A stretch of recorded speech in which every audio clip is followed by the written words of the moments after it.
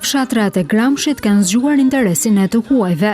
Në grupe të organizuara, turistë nga Europa, Kina, Vietnami, por dhe nga Australia e largët kanë zbuluar bukuritë e zonës. Ujvara e Sotirës, kanjonet e Holtës, liçeni i Zambakëve janë ndër pikat më të vizituara. Duke qenë Gramshi një territor malor, turizmi aventurës është një nga prioritetet që ne kemi dhe një nga arsyet për cilën vizitorët na vinë. Huajt që vinë të vizitojnë Gramshin dhe gjithë territorin e saj, ka nisur të mos shpenzojnë vetëm një ditë tashmë për ta vizituar tamam Gramshin, nuk është e mjaftueshme një ditë. Duhen të paktën 3 ditë. Për të mirëpritur vizitorët vendas dhe të huaj, bashkia ka organizuar një sër aktivitetesh.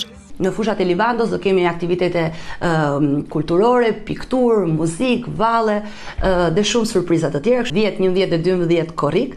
Në sheshin para bashkisë kemi kineman e hapur dhe pastaj festën e qytetit që do bëhet 3 ditore në fund të gushtit.